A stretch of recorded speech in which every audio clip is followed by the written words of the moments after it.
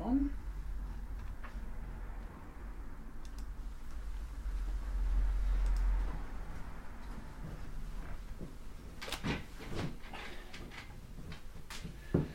Good evening, everybody. It's Facebook Live with myself, Lewis Thorogood, sales manager here at Hill & Clark Bourne office, joined by my able assistant, Mike Hollamby, operations manager. We're back again. We are another week. This last 7 days has absolutely flown by.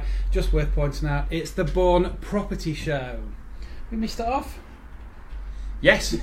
Crack. Sorry, I'm just getting everybody up and running already. Busy. People are joining already. Look at that straight on there. You all set your watches now for 6 o'clock, which is great. We say this every show. This show is all about you, the people of Bourne, South Lincolnshire. Thank you for joining us. As usual, we would like you to get involved this evening. We've got a very, very different format for you this evening. We have a guest with us this evening.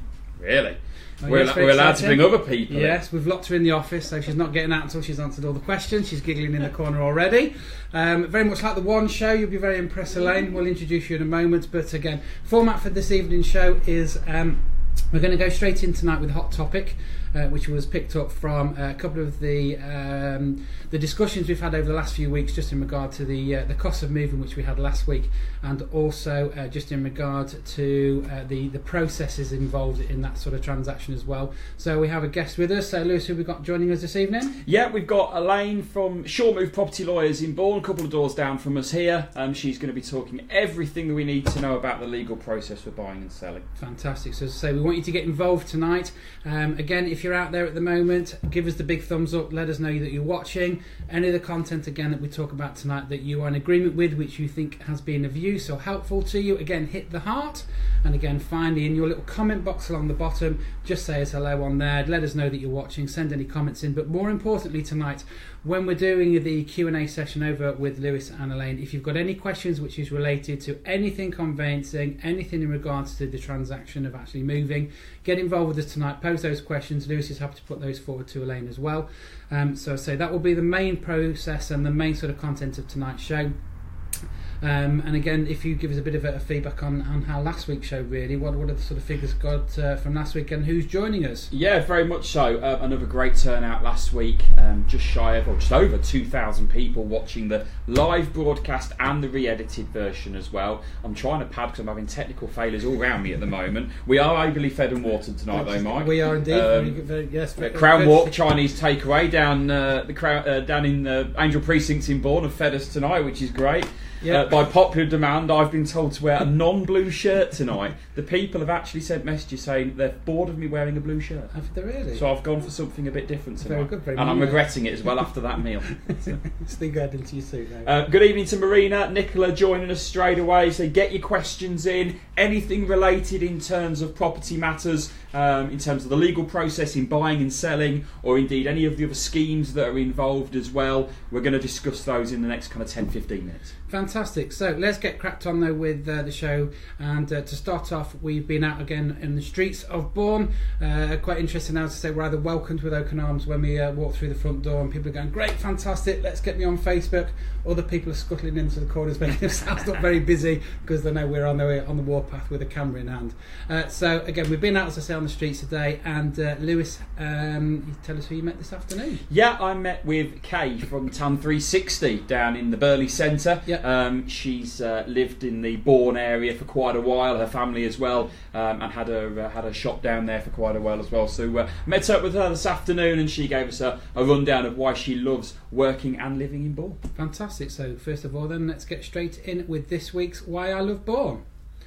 So, as all of you who watch the show on a regular basis, what we now do is all the magic behind the scenes, and we'll go away and drop a little clip in there later on, so that when we rebroadcast this show, all this messy little bit here has all gone and disappeared, and we all look nice and professional. What we're going to do now is we're just going to get the iPad all loaded up, just so we can start getting those questions coming in, so we can sit in front of the team, obviously, Elaine over from SureMove and yourself, Lewis. So, Lewis, if you want to go and get yourself in position. Well, indeed. And say I'll just do that introduction for you. What I'm going to do is I'm going to then disappear and I'll just be the cameraman for this evening. So as I say, we do want you to get involved this evening. As we say, this show, as I say, is always about you, and you may well have a burning question that you want to put forward to a conveyancer this afternoon. Again, at the end of the show, if there is any questions that you still have that haven't been answered, we will make sure that you're given the right telephone numbers and email addresses so you can get in contact. So if you just bear with me one moment, again, you'll see me disappear. I'm going to get behind the camera and then I'll just quickly spin round, and then you will have the team in place ready to go through your details this evening. So bear with me.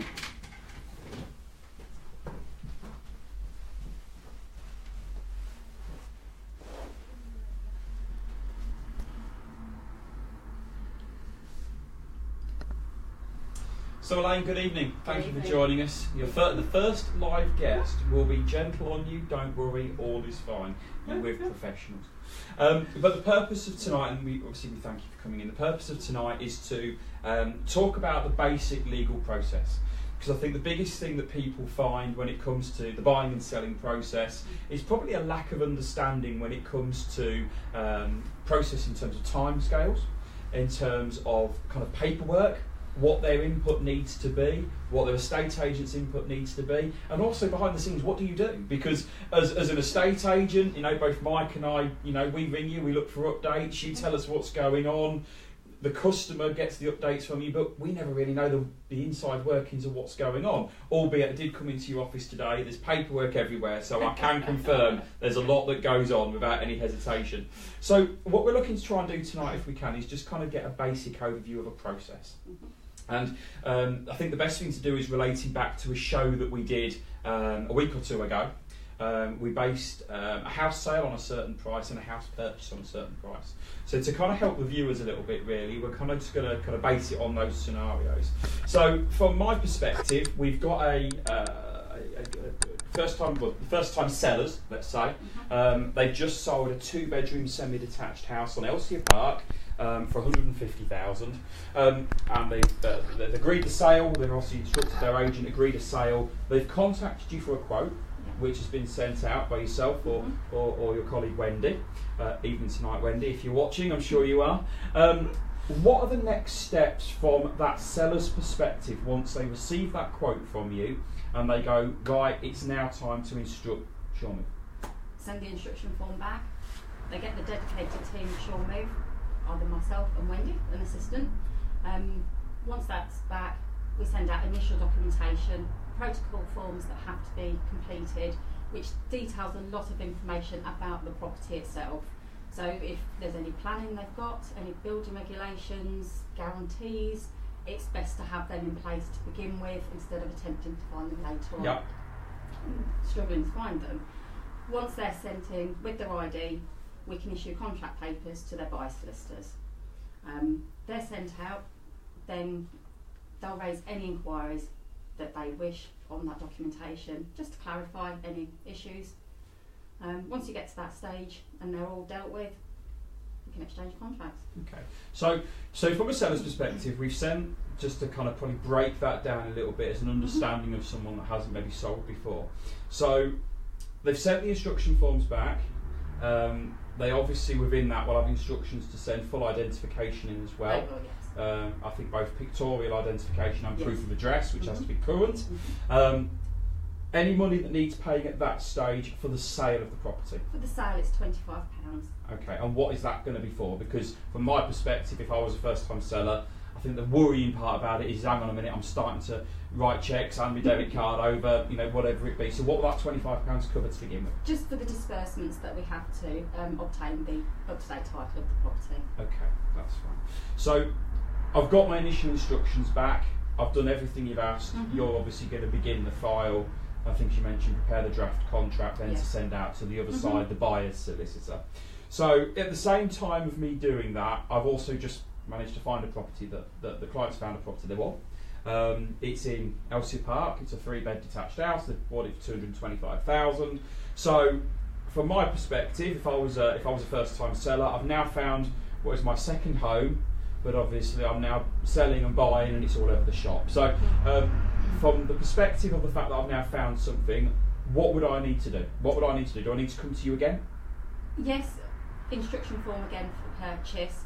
Initial fees for search fees is £250 on the purchase, and that will cover the local search and drainage search that has to be carried out. Okay. And in terms of the £250, when's that payable?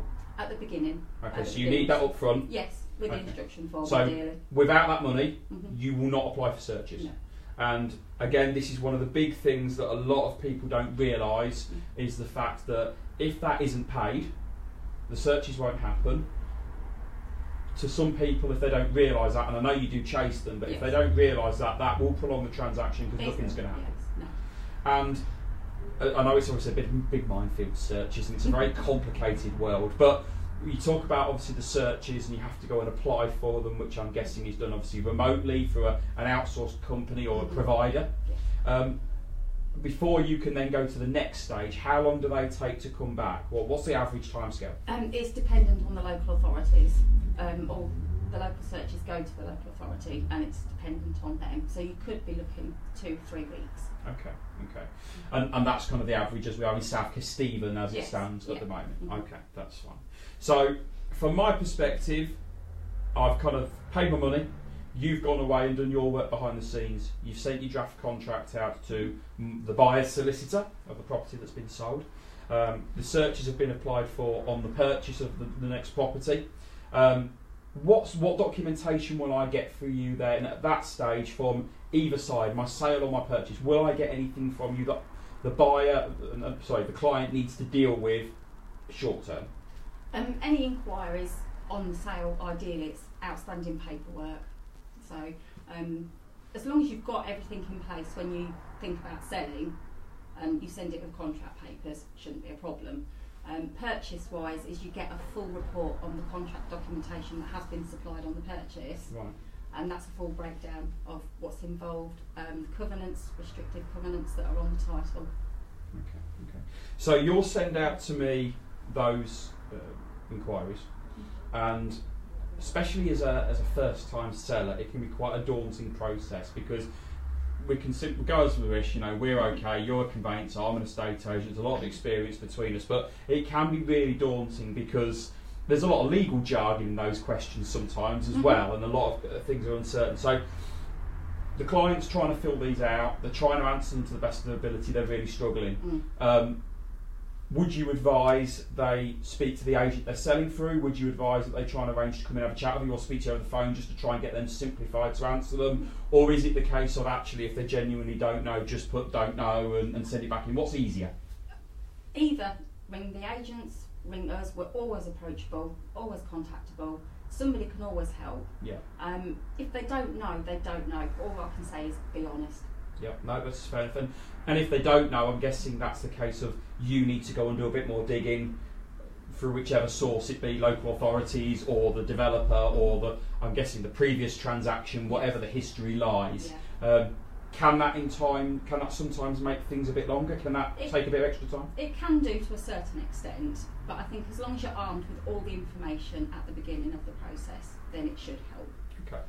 So we've managed to get those inquiries answered, and obviously we've sent them back to yourselves. So from the perspective of the sale at this stage, what do you do with those inquiries next? Where does that go from there? So I've sent them back to you. What's the plan? We'd send them to the buyer solicitors, answering them, and hopefully that's satisfied their inquiries. Okay. So that's the kind of sale still progressing at this point. Just flipping back over to the purchase, because obviously we like, as agents and conveyancers, we like them to kind of run side by side as much as possible. So the client is having a mortgage on the one they're buying. They've got a mortgage on the property they're selling. They've got a mortgage on the one they're buying. And they've had their survey instructed, which has been booked via the estate agent. The survey's taken place. The mortgage offer's come out. I'm right in saying a mortgage offer would get sent to both the client and indeed yourselves. You hold a copy of the mortgage offer as well. What are the big kind of questions which confuses a lot of people is deposit. It's all right when you're buying your first property because it's it's 10% of X amount or 15% of X amount, whatever it be, and you're looking at, can you confirm deposit? And that'll be through a bank statement or current proof of funds. What happens when it comes to the next purchase? What happens with the deposit on the next one? Because a lot of people, when they're selling, sometimes don't realise where the deposit money's come from. We would use it from the sale. Okay. So if they put 10,000 in on the sale, you'd use 10,000 on their purchase. It's majority of the time the equity is tied up in the property. They haven't got the extra 10,000 to put in towards their purchase because it's all tied up in the sale. So you use deposit up the chain. Yeah, because I know a lot of people have always asked, well, I haven't got deposit monies, and I'm trying to explain to them it comes from the sale of the property. And it's probably a question you get from people that haven't sold before. So the mortgage offers come in on my purchase. Obviously, you will have sent out to the property where buying's their solicitor that's selling some inquiries. How do you raise inquiries? What prompts you to ask questions and inquiries? When we get the contract papers in, it will have protocol forms that the seller has filled in, the searches, it's just going through all the documentation, the legal title, any covenants in there, just anything that's raised that you just want clarification on. And why do you do that? What is your joking aside, but you know, to the layman, I wouldn't know a conveyancing form if you pay me. Why do you do that? What is your purpose of doing that? Ultimately, what's the ultimate? To protect the buyer. Obviously, they need to know what covenants are on the property to make sure they're not going to breach any. You know, there's usually new developments have the standard ones about parking commercial vehicles on the driveway. They just need to be aware that when they're buying the property, that owning that property is not going to be an issue for them with the clauses that are in there. Okay. So again, trying to run both transactions side by side. We've had a couple of questions come in, which I'll ask you in a minute if that's all right. This might throw you off, but we'll do that in a minute. You've answered the inquiries on the client's sale, for the argument's sake, my sale, for the sake of the argument, and you've raised inquiries on my purchase, which the other side has answered, sent back to you, and you've gone, yeah, we're happy and satisfied with those. I'm guessing when those inquiry replies on my purchase come in, you liaise with me as well to say, right, these are the results we've had, you're happy with them, but you check with me that I'm happy with them as well? Yes, we do. Okay. So they've all been signed off on both sides. You're happy with the inquiries on both of the sides. What's the next step? What am I going to be looking to expect next once all the inquiries are dealt with? So long as we've got a mortgage offer and all the searches in, we'd be looking to exchange contracts. Okay. Is there any other documentation I would need to sign on either my sale or my purchase which you require back or anybody else might require back? We have to have the contract signed at exchange, because that's what's required for the exchange of contracts, and then there'll be the transfer deed that will need signing and witnessing, and that will transfer the property into your name on completion. Okay. And whether it's a single person buying it, whether it's a couple, a married couple, whatever it be, if it was two parties involved, both for the sale and the purchase, both parties must sign at all times? Yes. Okay. And equally, and again, probably just dropping into a estate agency experience here, I'm right in saying obviously some documents need witnessing? Yes, the transfer. Okay. And who do, okay, it's difficult for you to necessarily recommend, but who would you suggest are the best types of people to have them witnessed by? Can it be anybody? Unrelated and over the age of 18. Okay, that's fine. So it could be a next door neighbour. Next door neighbour, yeah. It could be the estate agent. That's estate fine? agent's fine, yeah. Okay, that's fine. Apart from obviously not yourself, so because obviously that's a problem. Witness. Can you? Okay, right. Okay, I didn't know that. There we are. I've learned something new. Excellent. So all the documents have been signed for both the sale and the purchase. Mortgage offer, everything's in. Next steps from there. Obviously, what we're talking about in kind of what happens when it comes to agreeing dates, because that's always a bone of contention with any client agreeing dates. Because what happens is, from the estate agent's perspective, everyone rings the estate agent and starts negotiating dates up and down, left and right and all round, which is absolutely fine, not a problem, but ultimately we are powerless and we have no decision in that whatsoever. No. So actually, it's yourselves that are very heavily involved in speaking to all the other legal parties. So what's the process in terms of agreeing that mutual date? Once we're at the point of exchange, we need a mutually convenient completion date, and the problem is because you're selling a property, you're tying it in with a purchase, you're going to have to complete on one day. and the problem is trying to get everybody to agree that one date.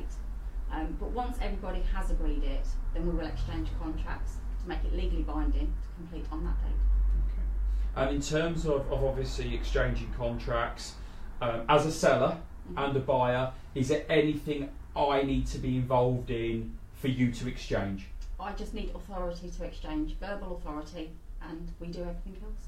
Okay, marvellous. And then in terms of obviously the day of completion, the frantic day, again, the best thing when it comes to buyers and sellers, it gets very exciting. Obviously, you know, people are packing vans, lorries, everyone's a bit frantic, everyone's ringing up saying, when can I have my keys? I haven't got my keys yet, you know, I want to get in, I want to start moving all my stuff. It can be a very stressful time, very emotive. Again, they're piling through the agent's door.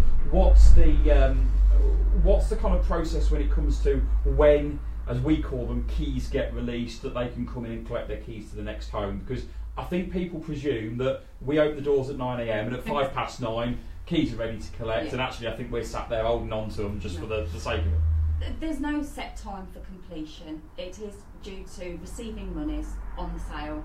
Once we've received the monies, then we'll give the authority to release the keys. And unfortunately, it is all down to the banking system on the day of completion for the monies being transferred from conveyancer to conveyancer. So slightly out of our control, out of your control. You're very much reliant on the banks and obviously their cooperation, which, can I just stress, 99.999% of the time is absolutely fine. I don't think I've ever known a problem in the last 15 years. So you've made the process sound really easy. You made the process sound really easy, and do you know what? The process can be really easy. The process is only overcomplicated. I think first and foremost when too many people get involved. I think that's fairly safe to say. Always listen to your conveyancer. Always listen to Elaine. Always listen to the advice and guidance they give you. Equally, listen to your estate agent. You know, we're all here for the common goal of trying to get the transaction through in a quick and efficient time. And I know from our perspectives here at Hill & Clark, I work really closely with Elaine and Wendy and other people at SureMove. Even this morning I was sat in the office with them today going through all the transactions that we have ongoing at the moment to ensure that we both know what's going on, that I can help and prompt people along, be whether it's documentation, fees, identification, whatever it be, to get that efficiently moving. What, in your own opinion, because I know there's many variables involved, because obviously there's industry averages, you know, I think the big thing is, you know, industry average is a 37% fall through rate. At Hill & Clark, and we've worked with yourselves, we get things through in ultra quick time. 84% of the properties that we sell go through to exchange completion, which is booking the trend in terms of industry averages. What's your average kind of time scale for getting a transaction through, just as a ballpark? I know it's difficult because there are chains, mortgages and different things involved, but what would you aim to achieve? If it's just a sale and a purchase, the one transaction, average would say 6 to 8 weeks. That's from us receiving contract papers and starting the transaction. Once you start getting longer chains involved, it becomes a little bit longer. Okay. Brilliant. Well, that's the process. It really is that simple. So I've got a question for you. I'm going to have to throw it out there and just throw you off tangent a little bit. So Paul sent us a message in. Leaseholds.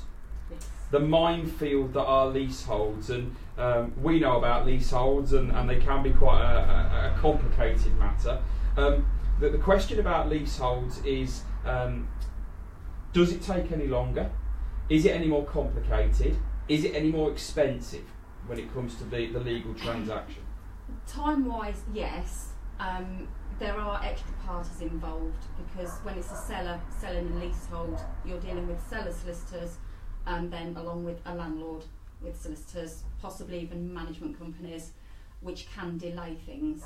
You're obtaining further paperwork from third parties. So yes, it can take longer. Okay, and again, that's just really a key to the seller and indeed the buyer, if they're buying a new shared ownership or leasehold or anything like that. It's always really, really important that we kind of educate, I think is the fair term, about timeline and time scale and in terms of kind of what to expect. So thanks for the question, Paul, really appreciate that. just to finish off with, there's obviously 2 or 3 different schemes which are quite prevalent to the housing market in this day and age.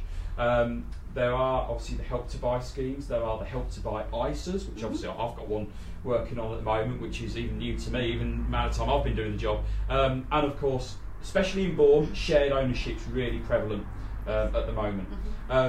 From your perspective, again, does that take any longer? Do we need to add a significant amount of time onto that? Is there a significant amount of work required from the customer's perspective, or is it leave it in your hands? What kind of is the process with that, very, very briefly? The shared ownership, again, is more paperwork and slightly more time consuming, because it's the equivalent of a leasehold. Right. Because you're buying a percentage, so you only own 50% of the property. There is more paperwork involved. All I would say is when you're looking to sell a property, just make sure you've got all your relevant paperwork to hand and ready to go. And equally, I think just a really important one there, because it's just come to memory from my perspective, when you are selling a property, really, really important as well that you do have an energy performance certificate in place. It is your agent's obligation to make sure that they have one of those to market the home, but you will ask for that early doors from the estate agent, but it is a requirement of both the vendor and the seller, on the estate agent, to make sure there is one of those in place. That's been really, really informative, Elaine. Really appreciate your time tonight. Thank you. I've learned a bit as well. If you have any questions, any queries, if you want a quotation from SureMove as well, you can drop Elaine and Wendy an email to orangeteam@suremove.uk.com, or contact them on 01778 420 670. I've got that right. There we are. You see, I've not lost it yet. Equally as well, if you want any assistance with any of that process, or indeed you want to speak to ourselves regarding a quote, we work with SureMove very closely. You can email us bournesales@hillclark.co.uk, or call us 01778 3000069. So really appreciate your time, Elaine. Thank you very much tonight. I'm going to scoot back round to the desk just to see if there's any more questions, any more comments. So thank you for that. So by the magic of my cameraman, I scoot round, and here we are. I then get to this side. Marvellous. Mike does a great job. It's a wasted profession, Mike. Really a wasted profession. So a smooth, seamless link there. My technology's falling apart. A couple of minutes left of tonight's show. So thank you again to Wendy, Elaine at SureMove, and there'll be a complaint coming in very shortly on that one, Mike. Marvellous. We'll edit that bit. Yeah, we'll edit that bit so out. So let's do that again. Yeah, no. Thanks so much for that. That's it. Yeah, you deal with that. I'll stay out the way. Just a hello tonight again, people that have joined us tonight: Craig, Jamie, Mel, Kimberly as well, Marina, Nicola, Paul, Joe, she's joining us as well, Jess, loads and loads of people joining us tonight. We hope you found that really informative. I did. Yeah, it was a great actually to listen to the kind of simple way of how things can be done when it comes to conveyancing. It can be a minefield, but you know what? That's as simple as it can be, and we're all here to work together to get that working. Fantastic. So really informative show, slightly different context, as I say. Again, really appreciate you bearing with us and reading, watching this all the way through. I say, if there is any questions that you've got after that, you've been given the email address, telephone numbers, etc. So do please get in contact. So, Lewis, in regard to next week's show, what are we coming up next week? Yeah, content-wise, we're looking to try and get one of our advisors in to discuss mortgages. That's the plan for next week. So again, it's all about trying to give you as much information on how the processes work. We'll have our usual features, why I love Bourne, that'll be in there as well. We've also got, we've parked that this week, but we'll also have some viewers' questions. We've got a couple of hot topic property-related questions to discuss for next week, and we will post them onto Facebook Live Monday, so we can get that out to you, so you can start sending your questions in, and we'll be able to give you a little bit of preview on next week's show. So there's a lot of content going on behind the scenes, so I'll be able to let everybody know about that on Monday, and it's this time, same time next week. Fantastic. Also, just hot off the press, the Rightmove House Price Index came out a couple of days ago. We'll be sifting through that over the next couple of days, and again we'll have some information on what's happening nationally, but also as we always say, more importantly, just in regards to the our own local area as well. So we'll have some stats and figures in there for you, just so you're fully aware of what's going on with the local housing market, as always. Thanks very much indeed for getting involved. Lewis will get in that post up on Monday just to let you know about all the hot topics. If you want to get involved, to say if you want us to pop round and ask you a question, again, Lewis is the man.